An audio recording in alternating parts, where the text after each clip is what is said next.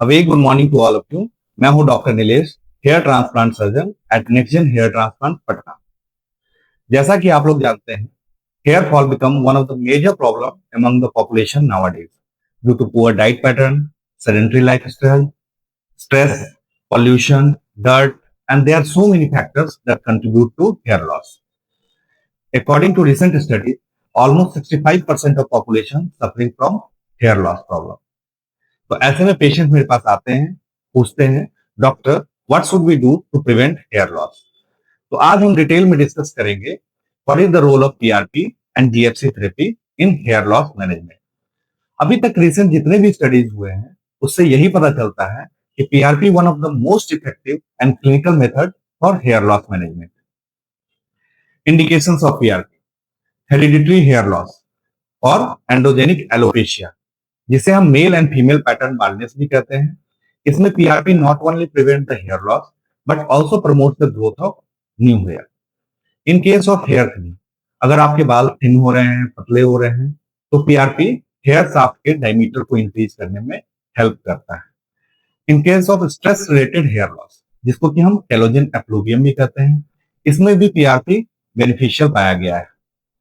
Post hair transplant surgery, hair transplant के बाद it promotes the growth of transplanted hair follicle. अगर आपके बाल, क्राउन के बाल कम हो रहे हैं, हेयर लाइन रिसीड हो रहे हैं, तो इसमें भी पीआरपी काफी बेनिफिशियल है। अर्ली स्टेज ऑफ बाल्डनेस, ये काफी इंपॉर्टेंट टॉपिक है। अर्ली स्टेज ऑफ बाल्डनेस, ये वो स्टेज है जिसमें आपने हेयर फॉल को अगर प्रिवेंट कर लिया तो आप बाल्डनेस को डिले कर सकते हैं या प्रिवेंट कर सकते हैं। तो अब क्वेश्चन अराइज होता है कि अर्ली स्टेज ऑफ बाल्डनेस को हम डिटेक्ट कैसे करें। तो एक सिंपल बेसिक क्राइटेरिया है कि जब आपकी ग्रोथ नॉर्मल थी तो आप देखते होंगे कि आप बार्बर शॉप मंथ में एक बार या दो बार विजिट करते थे, पर जैसे जैसे आपकी हेयर ग्रोथ स्लो डाउन हो जाएगी तो बार्बर शॉप आप 3 मंथ्स 6 मंथ में एक बार विजिट करोगे। ठीक है। Next, in case of autoimmune hair loss, जिसे कि हम एलोपेशिया एरेटा भी कहते हैं, although there is no much evident कि इसमें ये कितना बेनिफिशियल है, पर हमने जितने भी क्लिनिकल ट्रायल अपने क्लिनिक पे किए हैं, इसमें से 60% केसेस में हमने पीआरपी को बेनिफिशियल पाया है। Now how procedure is perform, ये 3 सिंपल बेसिक स्टेप्स में प्रोसीजर परफॉर्म किया जाता है। फर्स्ट, ब्लड को विड्रॉ किया जाता है, mostly from medial to vital vein, arm से 10 to 20 ml ब्लड को हम विड्रॉ करते हैं। सेकेंडली, जो विड्रॉन ब्लड है इसको हम सेंट्रीफ्यूगल मशीन में प्रोसेस्ड करते हैं, जिससे कि ये 3 लेयर में डिवाइड हो जाता है। First, platelet poor plasma, platelet rich plasma and red cell indices. Third step में जो प्लेटलेट रिच प्लाज्मा है उसको हम स्कैल्प में इंजेक्ट करते हैं नियर हेयर रूट, जिससे कि ग्रोथ प्रमोट होता है। Now how PRP work, PRP work कैसे करता है? तो पीआरपी का मेन इंग्रेडिएंट्स है प्लेटलेट्स। ये वही प्लेटलेट्स है जब हम कभी गिर जाते हैं या चोट लगती है या कट लग जाता है तो वुंड हीलिंग में हेल्प करता है।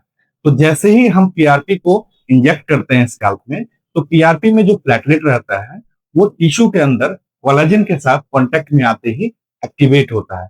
एक्टिवेट होने के बाद डीग्रेनुलेट होता है एंड वेरियस ग्रोथ फैक्टर को रिलीज करता है, जैसे कि platelet derived growth factor, transferrin growth factor, vascular endothelial growth factor, epidermal growth factor and insulin like growth factor.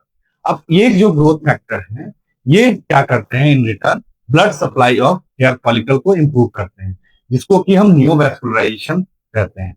जैसे ही ब्लड सप्लाई हेयर फॉलिकल का इंप्रूव होता है तो प्रॉपर एक अच्छी न्यूट्रिशन हेयर फॉलिकल को मिलता है, जिससे कि आपके बाल स्ट्रॉन्गर, स्मूथ एंड शाइनी दिखते हैं। Now, what is the treatment protocol for PRP? Although there is no fixed protocol, लेकिन 4 to 6 regular session at an interval of 3 to 4 week हम इसको देते हैं। तो अब यहाँ क्वेश्चन अराइज होता है कि पीआरपी का जो रिजल्ट है वो परमानेंट है? नहीं, इसके बाद भी आपको मेंटेनेंस थेरेपी 6 to 12 मंथ पे लेने की जरूरत पड़ती है। Now what is the side effect of PRP? Although it's a safe procedure, it performed by a doctor. तो सिंस इसमें ऑटोलोगस ब्लड लिया जाता है तो इसमें कोई मेजर साइड इफेक्ट होने का कोई इशू नहीं है।